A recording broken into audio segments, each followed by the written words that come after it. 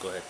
Hi, this is Eileen Leacock of Edward's Granddaughter, and I'm making a video for my Homemakers Challenge craft this month. Just thought this would be a little different and some fun. Here you see I have all the layouts. I have my months, I have my calendar, I have my numbers and my shapes, I have my glue, I have my magnetic tape, I have my favorite item, my shelf paper. And you can see on the calendar, I have the days of the weeks and the template for the year if you're going to put that on your calendar. We have the 7 days of the week, and we have our 6 rows. 1, 2, 3, 4, 5, 6. And right now what I'm going to do is I'm just going to glue on the year and the dates, and then I'm just going to leave it to dry. And later tonight I will cut out my months and my shape so that tomorrow we'll be ready to put our magnets on and just cover everything in shelf paper and get ready to put our calendar together.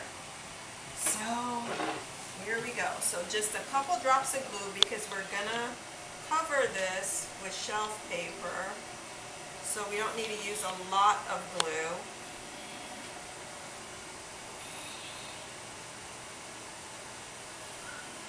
Just a few dots. And stick that on. Once we cover this with the shelf paper, we'll be able to just write whatever year it is on here at the beginning of every year, and then you can just wipe it off and write it on again the next year.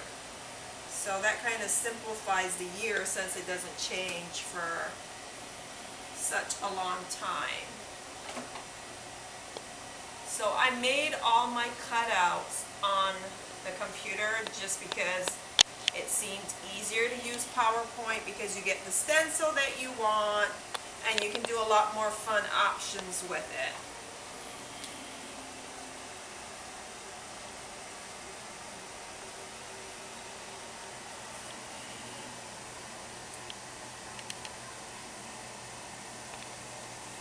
When you put the shelf paper on, if you put it on over wet glue, it kind of looks yucky and it makes the ink fade. So I try to always wait at least overnight when I'm using glue to let the glue dry.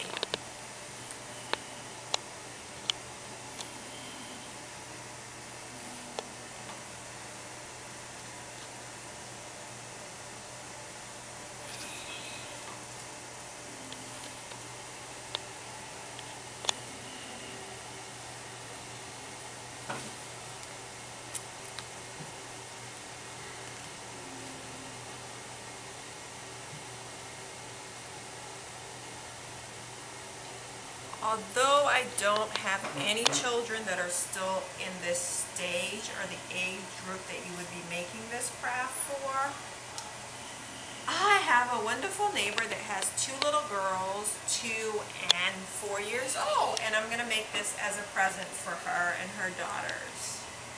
So that, you know, I get to do a neat craft for my neighbor. And it's a lot of fun to make this. So even if you didn't want to make it for yourself, you can make it for somebody else that had young children as a present.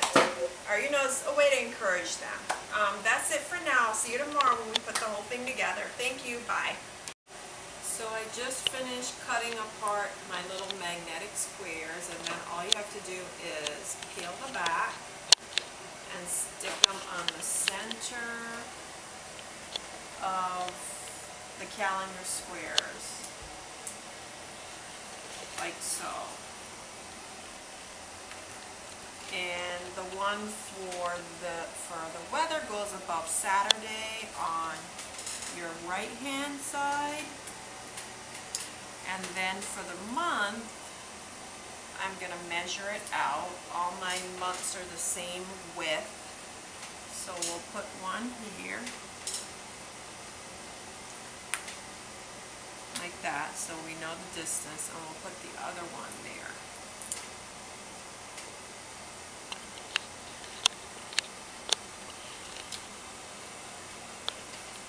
So now that those are on, you would put the strips on the back of your cutouts, like so.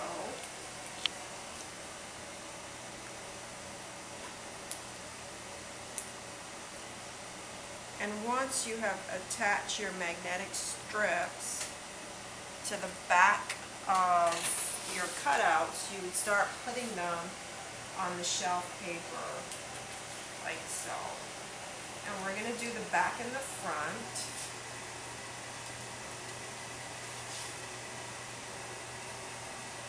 So I'm going to put some numbers on. So for the numbers, you can just kind of stick them on.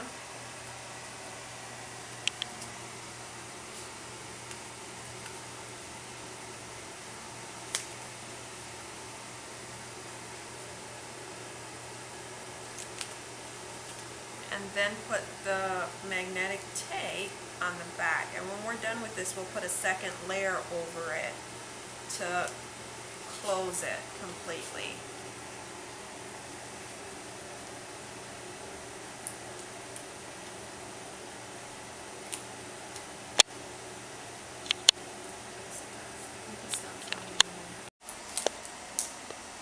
Once you have put on the magnetic tape, you just place the shapes and your month on a piece of clear transparent shelf paper, and then you cut out another piece the same size and you put it on the back to create a seal.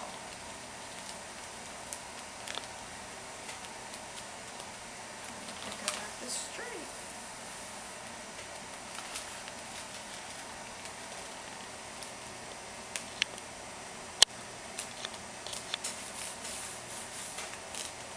Having an extra pair of hands to help you keeps it straight and helps get out any of the bubbles. But there you go. So then it kind of looks like this. It has contact paper on the front and contact paper on the back.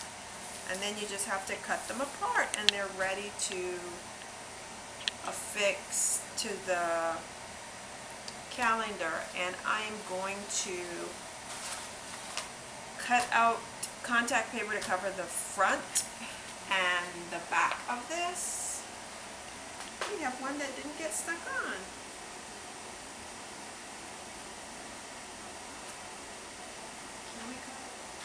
This is what the finished calendar looks like as far as the background.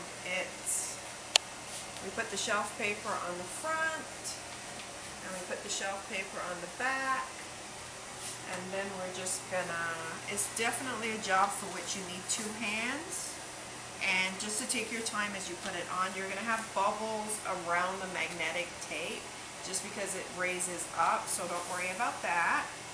And then when you're done covering in both the front and the back, you just take a scissors and snip off the excess. And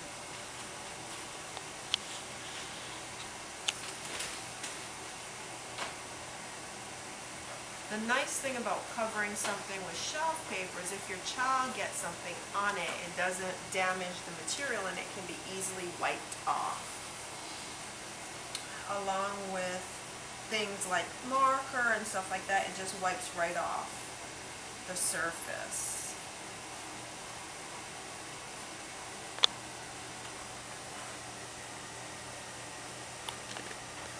I am going to stop taping and sit, relax, and finish cutting out all my different pieces, and then I will come back and talk about how to use it with your child. Thank you so much. Bye. What you want to do when your calendar is finished is write in the year.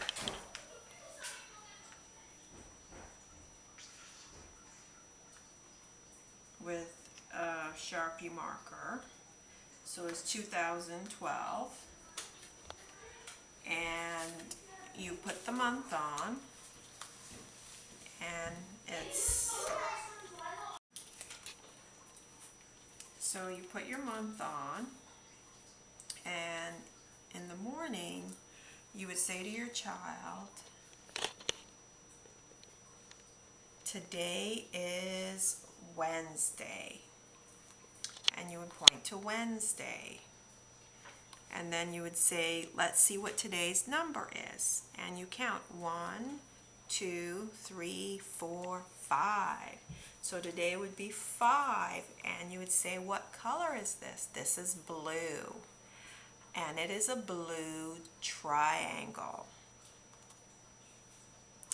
And we put it on, and we can count 1, 2, 3, 4, 5. Birthdays and holidays I like to put on before the month, you know, so that they know there's a birthday or a special event or something coming that they can look forward to. And if you want and you have the time, you can actually make a birthday heart for each child with their birth date on it and their name, you know, so that in their favorite color, whatever that may be. And then you say the whole date. So today is Wednesday, September 5th, 2012.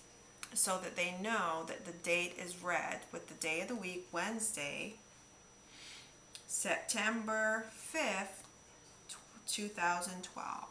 And then you ask them, what's the weather like outside? And you could have all the weather shapes on the table laid out so they can pick. And if it's sunny, they just put it up here to that magnet, and you have the weather for the day, which would be sunny, no chances of rain. And you can see we also have a color pattern. We have red, blue, yellow, red, blue.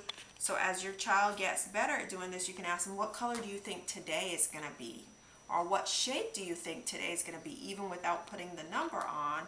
You know, depending on where your child is, you know, after green would come a yellow color, or a yellow what? A yellow square. Just based on the patterns that are already on the calendar. And eventually they'll be able to count all the way to 31, and they'll be able to do this on their own. And that's when you start making it challenging by asking them what color comes next in the sequence, or what shape comes next, or what number comes next, or, you know, what month is next, or just having them say the days of the week, teaching them the difference between the weekdays, which are Monday, Tuesday, Wednesday, Thursday, Friday, and the weekend, which is just Saturday and Sunday, you know, the days when they go to school, the days when they don't. That is about it. I hope you enjoy it, and just think of all the fun ways you can teach your child using a calendar. I want to thank my husband for drawing out the grid for me and helping me laminate this big calendar, and for videoing. So thank you, and thank you so much for reading me and for watching. Thanks. Bye.